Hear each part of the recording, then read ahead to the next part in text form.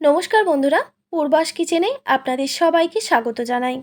বন্ধুরা, আজকে আমি ভেন্ডি দিয়ে একটি দারুণ টেস্টি রেসিপি আপনাদের সঙ্গে শেয়ার করব, সম্পূর্ণ নিরামিষভাবে, যেটা আপনারা যে কোনো নিরামিষ দিনেই বানিয়ে নিতে পারবেন আর খুবই কম সময়ে এই রেসিপিটা হয়ে যায়। তো চলুন দেখে নেওয়া যাক আজকের এই রেসিপিটি। ভেন্ডির রেসিপি বানানোর জন্য আমি এখানে 250 গ্রাম মতো ভেন্ডি নিয়েছি। এবার দেখুন, ভেন্ডিগুলো যেহেতু বেবি ভেন্ডি, তাই আমি ভেন্ডিগুলোকে গোটা গোটা রেখে দিচ্ছি। শুধুমাত্র ভেন্ডিগুলোর আগা আর গোড়া বাদ দিয়ে দিচ্ছি। আর হ্যাঁ বন্ধুরা, অবশ্যই ভেন্ডিগুলোকে প্রথমে পরিষ্কার করে ধুয়ে নিয়ে তারপর কেটে নিতে হবে।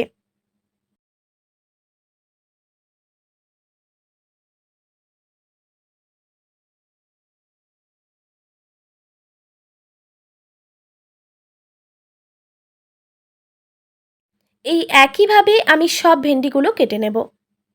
দেখতেই পাচ্ছেন আমি সব ভেন্ডিগুলো কেটে নিয়েছি। আমি প্রথমে যেহেতু পরিষ্কার করে ধুয়ে নিয়েছিলাম, তো কেটে নেওয়ার পর কিন্তু আর ধোয়ার প্রয়োজন পড়বে না। চলুন এই রেসিপিটা বানানোর জন্য একটা মশলা রেডি করে নিই।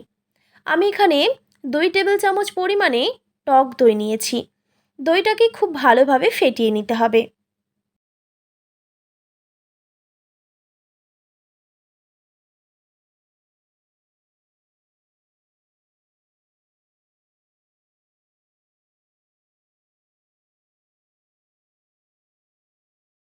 দইটাকে প্রায় আমি 1 থেকে 1.5 মিনিট মতো ভালোভাবে ফেটিয়ে নিয়েছি। এবার এখানে আমি কিছু মশলা অ্যাড করছি।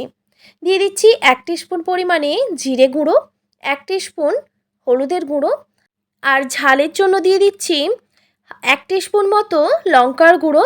তবে বন্ধুরা, ঝালটা আপনারা অবশ্যই কম বেশি করে নিতে পারেন। এরপর এখানে আমি দিয়ে দিলাম 1 টিস্পুন কালারের জন্য কাশ্মীরি লঙ্কার গুঁড়ো। এটা কিন্তু ঝাল নয়, তবে কালারটা সুন্দর আসবে। এবার সামান্য পরিমাণে জল দিয়ে মশলাটাকে এই দইয়ের সঙ্গে খুব ভালোভাবে মিক্স করে নিতে হবে।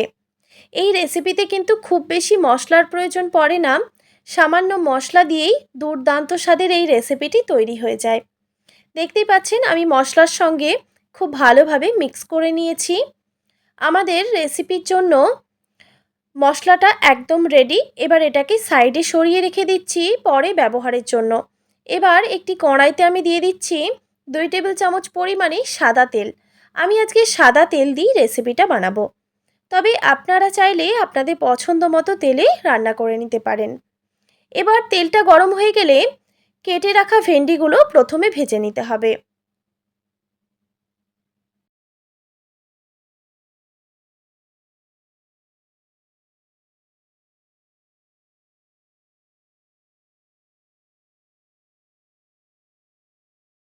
ভেন্ডিগুলো ভেজে নেওয়ার সময় অবশ্যই স্বাদ মতো নুন দিয়ে দিতে হবে। আমি রান্নার আন্দাজ অনুযায়ী পরিমাণ মতো নুন দিয়ে দিলাম। এবার নুন দেওয়ার পর ভেন্ডিগুলোকে গ্যাসের ফ্লেমটা মিডিয়াম টু হাই রেখে খুব ভালোভাবে ভেজে নিতে হবে।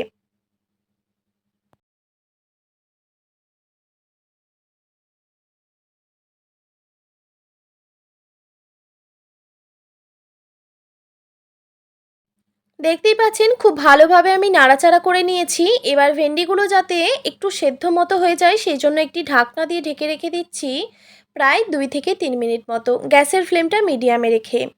এর মাঝে কিন্তু আমি একটু নাড়াচাড়া করে দিয়েছিলাম। খেয়াল রাখবেন যে ভেন্ডিগুলো যাতে পুড়ে না যায়, সেইভাবেই কিন্তু ভেজে নিতে হবে।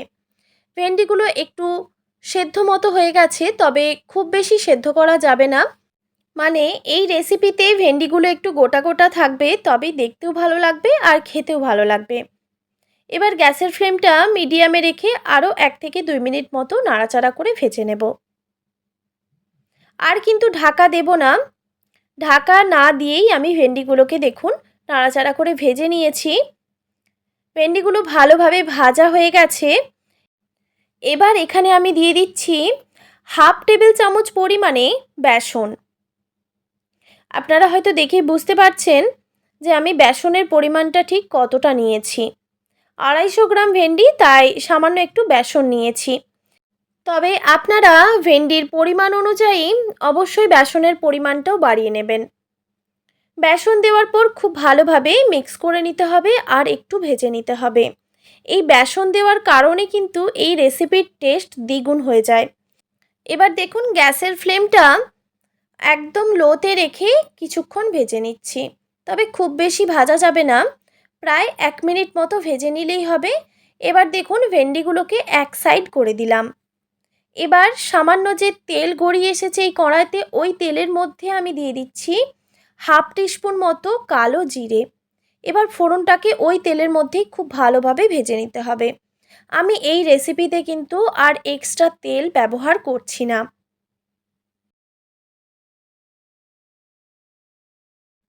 ফোড়নটা ভালোভাবে ভাজা হয়ে গেলে এবার এখানে আমি দইয়ের মশলাটা দিয়ে দেব। টক দই আর বাকি যে মশলাটা আমি একসঙ্গে মিক্স করে রেখেছিলাম সেটা দিয়ে দিলাম। এবার ওই বাটি ধোয়া সামান্য একটু জলও দিয়ে দিলাম। এবার গ্যাসের ফ্লেমটা হাই রেখে মশলাটাকে একটু কষিয়ে নিতে হবে এই ভেন্ডির সঙ্গেই। ভেন্ডিটা কিন্তু 70% মতো কুক হয়ে গেছে। এবার বাকিটা এই গ্রেভির সঙ্গে রান্না হবে।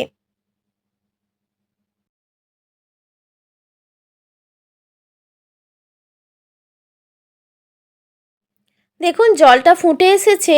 এবার এই সময় আমি দিয়ে দিচ্ছি সামান্য একটু চিনি। এটা দইয়ের যে টক ভাবটা সেটা ব্যালেন্স করবে। সামান্য একটু চিনি ব্যবহার অবশ্যই করবেন। চিনি দেওয়ার পর আবারও গ্যাসের ফ্লেমটা হাই রেখে মশলাটাকে ভালোভাবে কষিয়ে নিতে হবে।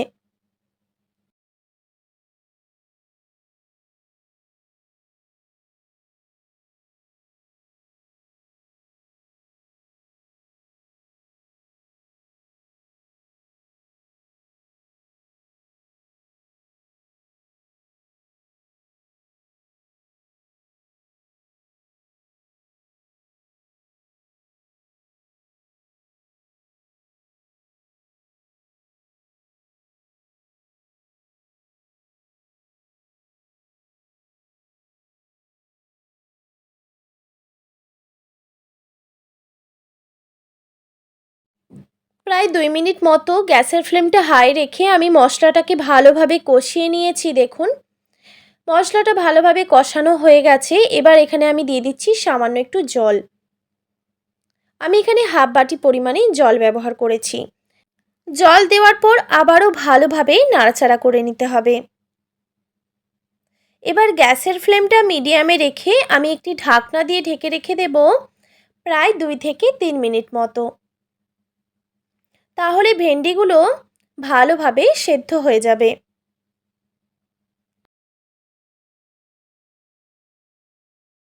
2-3 মিনিট পর ঢাকাটা আমি সরিয়ে নিলাম। দেখতেই পাচ্ছেন জলটা কিন্তু ফুটে এসেছে। তো আবারও আমি ভালোভাবে নাড়াচাড়া করে নিচ্ছি।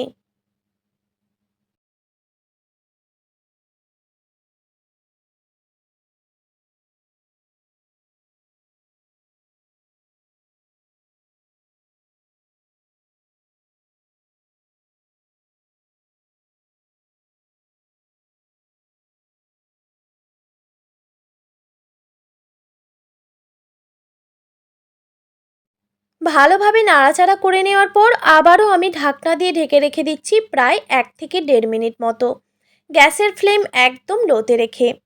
1 থেকে 1.5 মিনিট পর ঢাকাটা দেখুন সরিয়ে নিয়েছি। আমাদের সম্পূর্ণ নিরামিষ ভেন্ডির রেসিপি কিন্তু একদম রেডি। এবার দেখুন ভালোভাবে আমি নাড়াচাড়া করে নিলাম। এবার গ্যাসের ফ্লেমটা আমি অফ করে দেব।